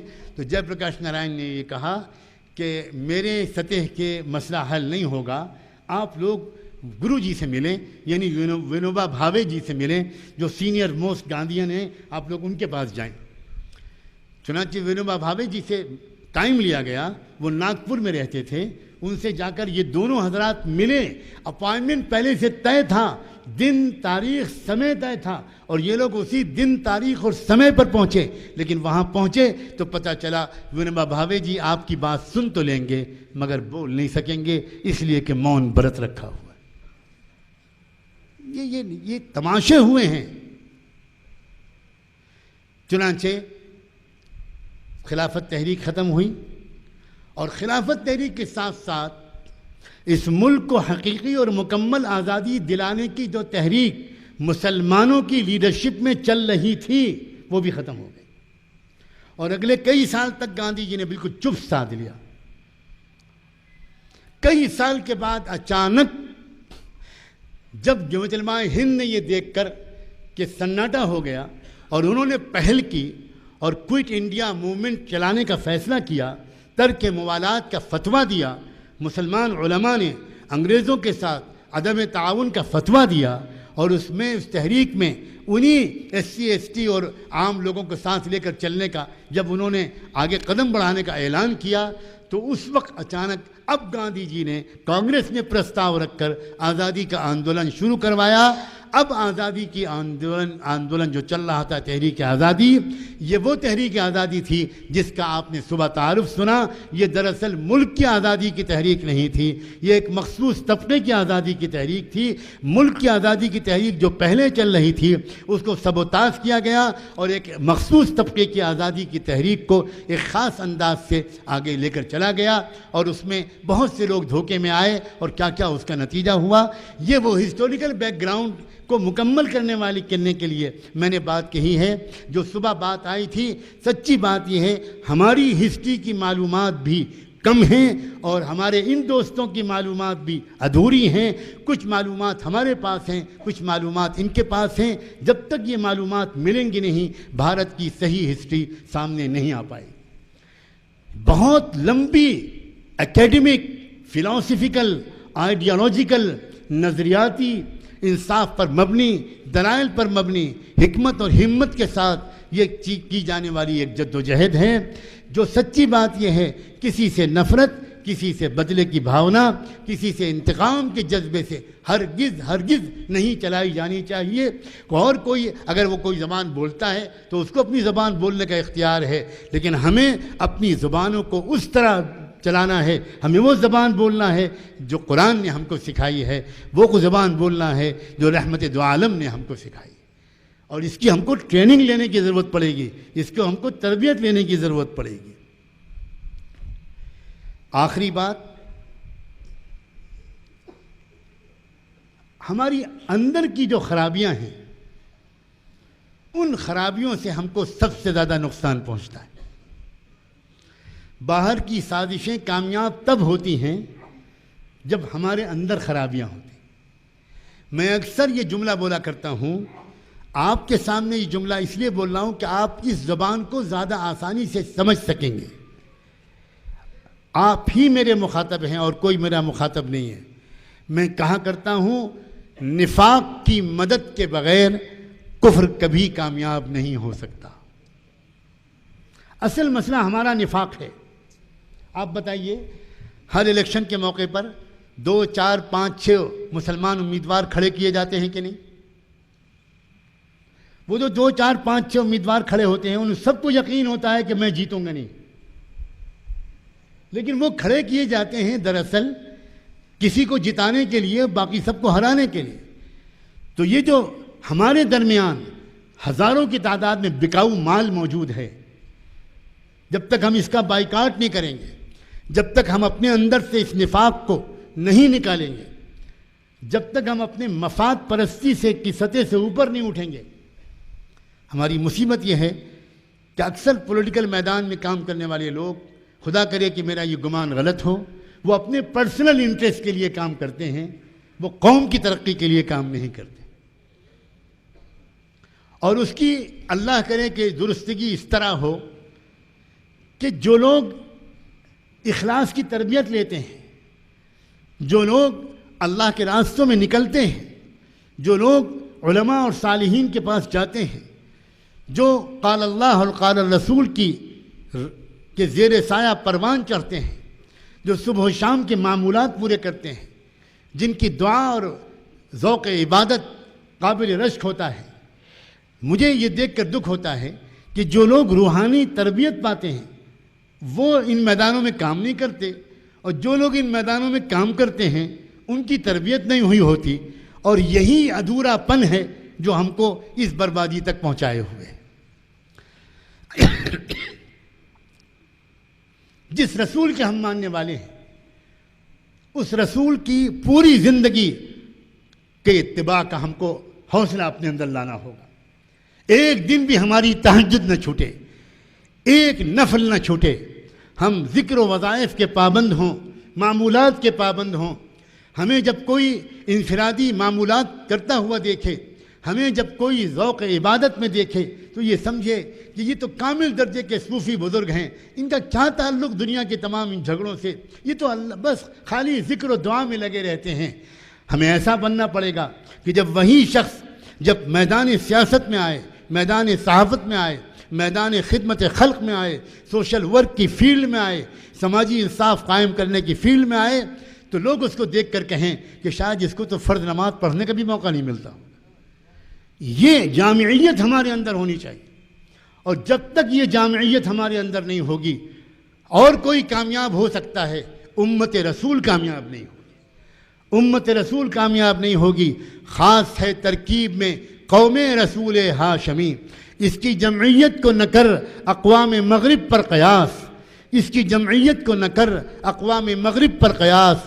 خاص ہے ترکیب میں قوم رسول ہاشمی، ہماری ترقی کے ضابطے الگ ہیں۔ ہمیں درکفے درکفے جامع شریعت اور درکفے سندان عشق، ہمیں دونوں کام سنبھالنا ہوگا۔ خاک کی آغوش میں تسبیح و مناجات بھی کرنی ہوگی، اور وسعت افلاک میں تکبیر مسلسل کو بھی ہم کو اختیار کرنا ہوگا۔ ہمیں ہمارے اکابر اسی طرح کی جامعیت والے لوگ تھے۔ کیا آپ نے کیوں نہیں غور کیا؟ حاجی امداد اللہ مہاجر مکی رحمۃ اللہ علیہ، حکیم الامت حضرت اقدس مولانا اشرف علی تھانوی رحمۃ اللہ علیہ، مولانا نور محمد جھنجھانوی رحمۃ اللہ علیہ، مولانا رشید احمد گنگوہی رحمۃ اللہ علیہ، اتنے عظیم مدرسہ و خانقاہ کے عظیم لوگ تھے۔ کیا یہی لوگ نہیں تھے جنہوں نے شاملی کے میدان میں انگریز فوج کے چھکے چھڑا دیے تھے؟ کیا آج بھی خانقاہ امدادیہ تھانہ بھون کی دیواروں پر انگریزوں کی فوجوں کے توپوں کے گولوں کے نشان آج بھی موجود نہیں ہیں؟ ہم ہیں جن بزرگوں کے نام لیتے ہیں، لیکن ہم صرف نام لیتے ہیں، ہم ان بزرگوں کی بلندی تک سوچنے کی ہمت بھی نہیں کرتے۔ ہم جانتے ہی نہیں اپنے بزرگوں کو، ہم سمجھتے ہیں کہ یہ بزرگ خالی مدرسہ و خانقاہ کے لوگ تھے۔ افسوس، اس کی وجہ سے بہت سے لوگ غلط فہمی میں مبتلا ہیں۔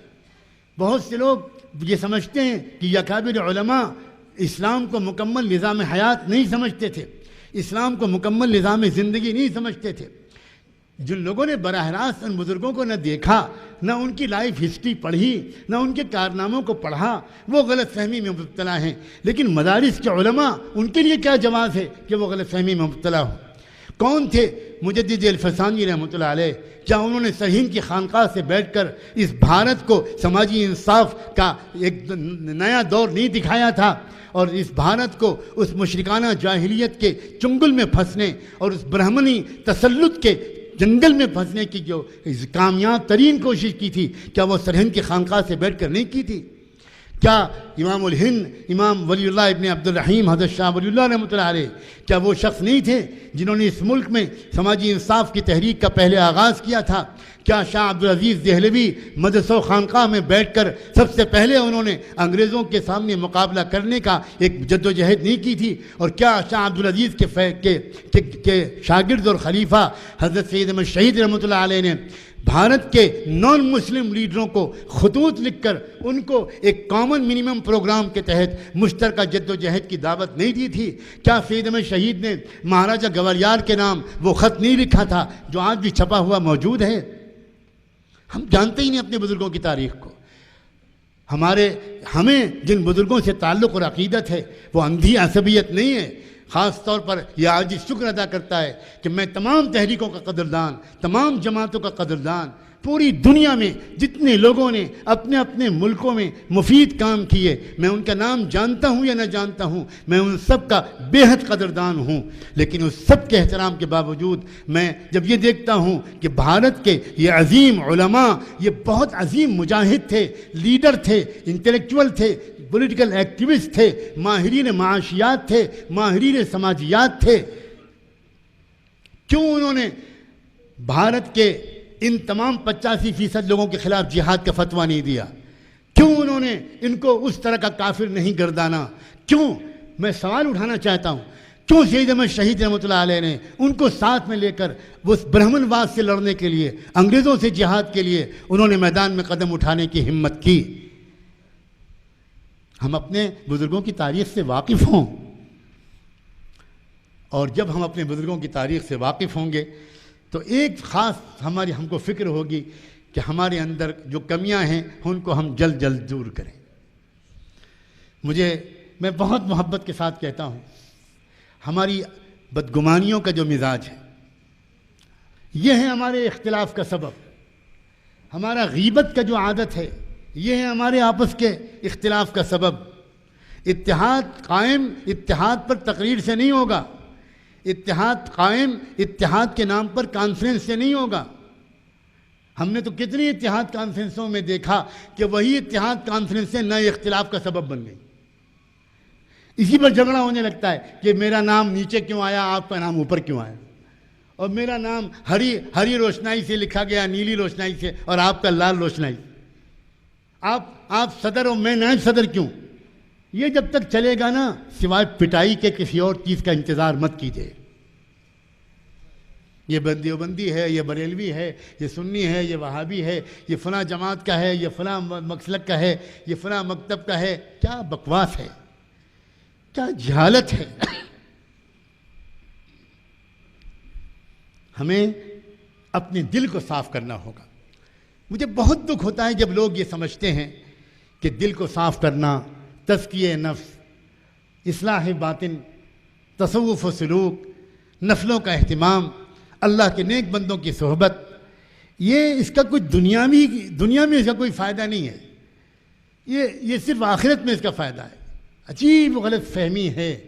اگر ہمارے اندر کیریکٹر کی خوبیاں نہ آئیں تو آپ 1000 تحریک چلا لیجئے، کچھ حاصل ہونے والا نہیں۔ ہمیں اخلاص کی ضرورت، ہمیں تقوی کی ضرورت، ہمیں تعلق مع اللہ کی ضرورت، ہمیں توکل کی ضرورت، ہمیں صدق و وفا کی ضرورت، ہمیں جھوٹ سے بچنے کی ضرورت، ہمیں بد نظری کی ضرورت، ہمیں حیا اور پاک دامنی کی ضرورت۔ ہمیں صرف آخرت میں نہیں پڑے گی، ہمیں ان چیزوں کی ضرورت روزمرہ کی زندگی میں ہے، اور خاص طور پر اجتماعی تحریک تو چل ہی نہیں سکتی جب تک ہمارے دل آپس میں محبت سے بھرے ہوئے نہ ہوں۔ اگر کوئی بات کسی کے بارے میں ہمارے کان میں پڑے کہ فلاں نے یہ کہا ہے آپ کے بارے میں، تو فوراً ہم برا مان جاتے ہیں، فوراً ہم یقین مان لیتے ہیں۔ اس دروازے کو بند کرنا پڑے گا، بالکل بند کرنا پڑے گا۔ یہ بہت بڑی بیماری ہے ہماری۔ جو لوگ آج کے اجلاس میں شریک نہیں ہوئے، دور دراز سے کئی خبریں سنیں گے تو پتہ نہیں کیا کیا تفسیریں ہوں گی، عجیب عجیب قسم کی باتیں کی جائیں گی، عجیب عجیب قسم کی باتیں کی جائیں گی۔ کہا جائے گا ایسا لگتا ہے کہ مفتی برہان، کیا نام ان کا، ہارون ندوی صاحب بھی لگتا ہے الیکشن میں کھڑے ہونے والے، اسی کی تیاری ہے یہ جلسہ۔ اور پھر کہا جائے گا کہ لگتا ہے مولانا مزمل صاحب کا بھی اس مرتبہ کچھ ارادہ ہے، اور پھر آخر میں اللہ جانے اور کس کس کے نام آئے۔ اور لوگ ہاں ہاں وہ تو ہم پہلے ہی کہتے تھے، ہاں ہاں وہ تو ہم پہلے ہی کہتے تھے۔ اور ہر آدمی کہے گا کسی اور سے مت کہنا، تم میرے بہت خاص ہو اس لیے تم سے کہہ رہا ہوں۔ اور وہ بھی دوسرے سے کہے گا کہ اور کسی سے مت کہنا، تم میرے سالے ہو نا، سالہ تو خدا کے برابر ہوتا ہے، اس لیے تم سے کہہ رہا ہوں، کسی اور سے مت کہنا۔ اور وہ کسی اور سے کہے گا۔ اور میڈیا کیا پھیلاتا ہے اس اجلاس کی خبر کو، وہ لوگ پھیلائیں گے جن سے آپ یہ کہہ کر کہیں گے کہ یہ کہنا مت کسی سے۔ کیا کتنی تھرڈ کلاس درجے کی چیزیں ہیں، کتنی گری ہوئی قسم کی ہمارے اندر باتیں ہیں۔ یہ اونچی اونچی باتیں جو صبح سے اب تک ہم کرتے چلے آ رہے ہیں، ان کی کوئی حیثیت نہیں ہے زمین پر اور اللہ کے نزدیک جب تک ہمارے اندر اخلاص نہیں ہوگا، جب تک ہمارے اندر ایک دوسرے پر اعتماد نہیں ہوگا، جب تک ہمارے اندر ایک دوسرے سے اچھا گمان کرنے کی عادت نہیں پڑے گی، جب تک ہم کوئی بات کسی کے بارے میں کوئی نگیٹو بات اس وقت تک سننے کو تیار ہی نہیں ہوں گے جب تک کہ ہم یہ کہیں گے نہیں بھائی ان کی ایبسنس میں میں کوئی بات نہیں سنوں گا، بالکل نہیں سنوں گا۔ آپ ان کے پیچھے مجھ سے کوئی بات کرنا چاہتے ہیں، میں معافی چاہتا ہوں، ایسا کرتے ہیں، میں کوشش کرتا ہوں کہ وہ اور آپ اور ہم تینوں جمع ہو جائیں، اس کے بعد آپ ان کے سامنے ذرا مجھے بتا دیجئے گا کہ انہوں نے میرے بارے میں کیا کہا تھا۔ امید ہے کہ وہ بلا ٹکٹ پہلی ٹرین سے واپس روانہ ہو جائیں، تتکال کے لینے کا بھی انتظار نہیں کریں گے، وہ اسی وقت تشریف لے جائیں گے۔ لیکن یہ عادت ہماری نہیں ہے، جو آ کر ہم سے کچھ کہتا ہے کان میں فوراً ہم یقین کر لیتے ہیں کہ یہ ہمارا بڑا مخلص آدمی ہے، اور اس کی وجہ سے امت ٹوٹ رہی ہے۔ اور امت ٹوٹتی ہے ان چیزوں سے۔ امت کے توڑنے کے لیے کوئی تحریک چلانے کی ضرورت نہیں، امت کی توڑنے کے لیے حسد کا ایک گناہ کافی ہے، تکبر کافی ہے، عجب کافی ہے، غیبت کافی ہے، بدگمانی کافی ہے، ایک دوسرے کی کمزوریوں کو ڈھونڈنا کافی ہے۔ یہ مت سمجھیے گا کہ یہ باتیں آج کے اجلاس کے موضوع سے متعلق نہیں ہیں، مجھے کہنے کی اجازت دیجیے، یہی سب سے اہم باتیں ہیں۔ یا ایھا الذین آمنوا علیکم انفسکم لا یضرکم من ضل اذا اہتدیتم۔ قرآن نے صاف کہا اے ایمان والو اپنی فکر کرو، تم سے کوئی غلطی نہیں ہونی چاہیے۔ اگر تم صحیح بن گئے اور صحیح راستے پر چل گئے تو جو لوگ غلط راستے پر ہیں وہ تم کو نقصان نہیں پہنچا سکتے۔ اس کا مطلب یہ ہوا کہ نقصان جو پہنچ رہا ہے وہ پہنچ رہا ہے ہماری اپنی کمزوریوں کی وجہ سے۔ دعا ہے، کہنے کی تو بہت سی باتیں ہیں، اور وہی مسئلہ ہے جو صبح میں اسلام صاحب کے ساتھ تھا کہ کم وقت کی پابندی، اور یہ کہ کم وقت میں بات کہنی ہے، اور وہی مسئلہ اس وقت بھی ہے۔ لیکن میں آپ کا زیادہ امتحان نہیں لینا چاہتا، میں امید کرتا ہوں کہ کوئی ٹھوس تجویز اس اجلاس سے منظور ہوگی، کوئی ٹھوس قدم اٹھایا جائے گا تاکہ آئندہ ایک سوچے سمجھے بہت اچھے ایک پروگرام اور منصوبے کے مطابق اس کام کا آغاز ہو۔ اور یاد رکھیے، آپ اس اجلاس کے بارے میں آپس میں جو تذکرے کیجیے وہ تذکرے اس اجلاس کی اصل روح کے مطابق کیجیے۔ یہ اجلاس پورے ملک اور پوری ملت کی حفاظت کے لیے کچھ کرنے کے لیے منعقد کیا گیا ہے۔ یہ اجلاس کسی کے خلاف کچھ کرنے کے لیے قطعاً منعقد نہیں کیا گیا۔